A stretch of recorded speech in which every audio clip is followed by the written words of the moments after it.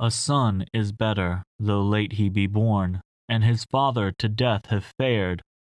Memory stones seldom stand by the road, save when kinsman honors his kin. Hey everybody, it's Jeremy. Welcome back to turn 72 of Aries, where we are playing Utgard. Let's jump into the turn. Oop, forgot I popped out. Okay, so we've got some messages from Atlantis, and this is actually a big deal. So, let's read through it. So I'm thinking of making a throne play, but honestly Gath is too huge to handle alone, and Midgard is not willing to even the playing field. Plus, recently he might be stalling turns, but I'm unsure of that. Further, it seems the new Gath player is quite good. The new Gath player is quite good. The old Gath player was quite good, and the new Gath player is quite good. And looking at the graphs, I'm not sure we can win even if we all work together. So, if I can put armies on the other thrones, would you let me take yours to become the new god? I have no interest in backstabbing you, or attacking you through our nap, or breaking our nap, and hopefully with this message you believe that. Generally, it would take a few turns to even set up. That is to say, even if you agree, I'm not ready, but might be able to be ready soon. My offer to you is the prosperity of your people on all land as Atlantis sinks back into the waters again. We can bring a new era to this world, but the choice is ultimately yours. Leave this for you to think on. How about it, dance partner? Alright, so this is a very big deal. We'll check the second message real quick. PS Blood Vortex at 119, I believe. Interesting. So this is a very big deal for us to sit and ruminate on. If Atlantis actually has the ability to do a throne rush, and ours is the final throne, the throne that matters, that's a big deal, right? So I have been thinking on it, and we might have an answer. But before that, the rest of the turn. So we've got some reanimation, some blood hunting, we got a battle in Troll Woods, which went exactly how it normally does. We lost a few more giants than preferable. I'm not sure if we lost it. Yeah, it looks like we had to have lost it to some of our Seathcon. But I thought Nether Darts was... So, we can see how it goes. I thought Nether Darts was not effective against the undead, but maybe I am wrong. We got a bunch of body ethereal.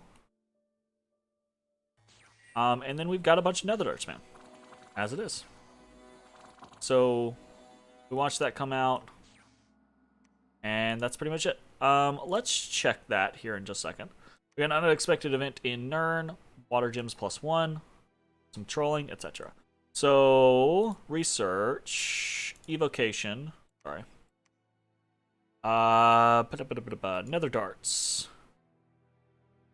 Oh, okay. So, Nether Darts doesn't care. I want to say... Where's the other one? Nether Bolt also doesn't care. I thought it did. I thought it didn't affect undead. Interesting. Well, I guess Feeble Mind doesn't matter, right? Because the undead don't care about feeble-minded. But the damage... I don't know why, but I thought for some reason the damage didn't affect undead. Oh well, no big deal. So, what are we actually doing? Well, we're basically just moving on our previous plans. We have changed Gunloth's Luck Pendant out for a Storm Spool. He's heading to Whispering Wastes to take on 120.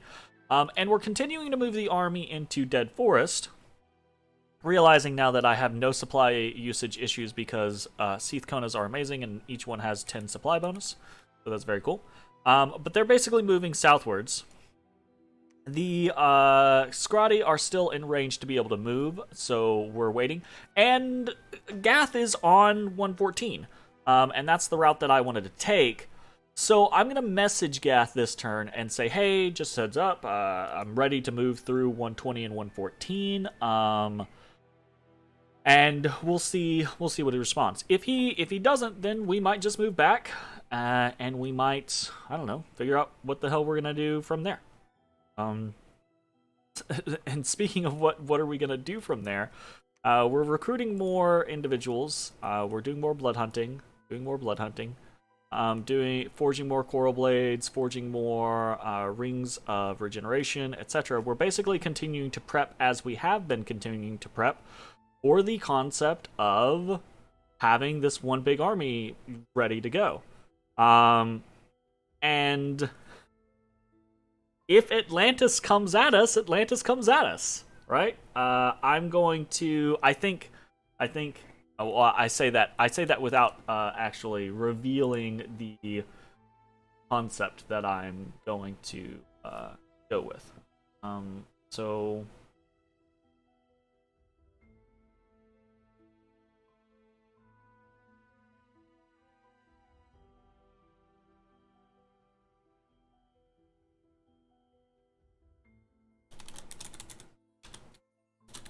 Let me amend this message real quick.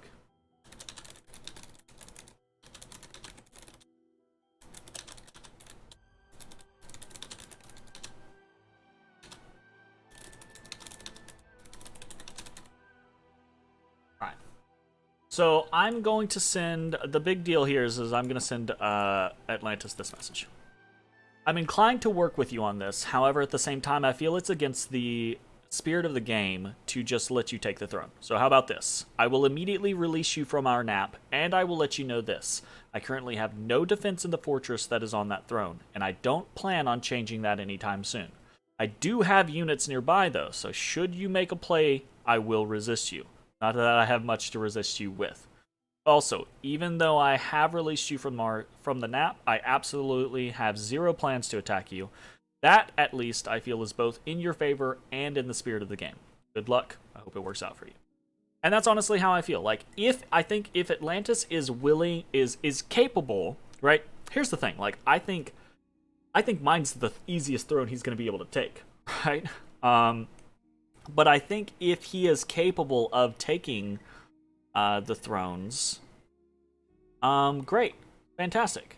I don't like the idea of just giving him the final throne that he needs to win. I feel like that is in poor form on the game. Even though I kind of would like to, I like the idea of Atlantis winning. We've been helpful and friendly towards each other. We had our dance party. I won the dance party. He wins the game. You know, like that'd be pretty cool. But I don't want to just roll over and let him do whatever he wants to do. I think that's kind of not in the spirit of the game overall. I would rather try to resist him. So that's what we're going to, in theory, do, right? We're going to see what his response is. But I still have the plan of recruiting up enough Seath-Konas to drive towards my capital, right? So depending on how that timing works out, right? Because we still got to get some. We're gonna get 2 more rings of regeneration, and then we're gonna need 2 more. So we still have a couple turns. Then we're gonna need some nature gems stockpiled, etc. So we have maybe like 4 or 5 turns, maybe a few more before I think we are kind of close enough at the ready to like make that drive towards our capital, right? But if we're gone before he's ready to go, then I don't have anything to defend the throne with. It is what it is, right? We'll see how it goes.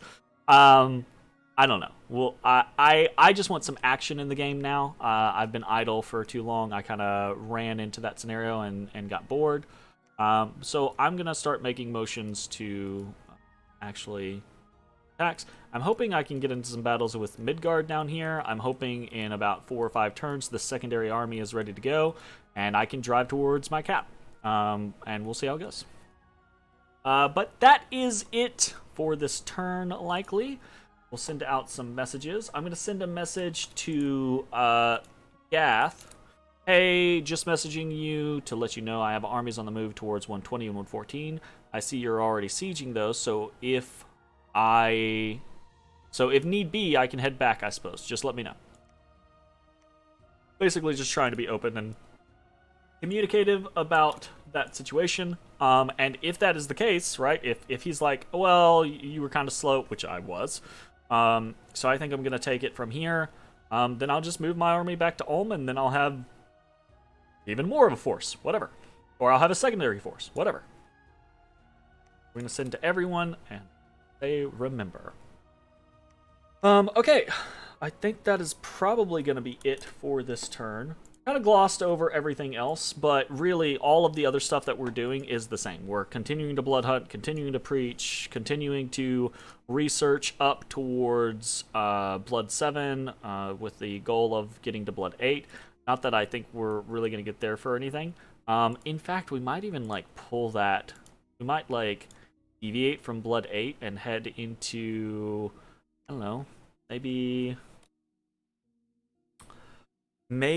enchantment relief would be pretty good. So actually, if we're not going up blood, are we even going to get anything here that we would want? Blood rain's still useful. I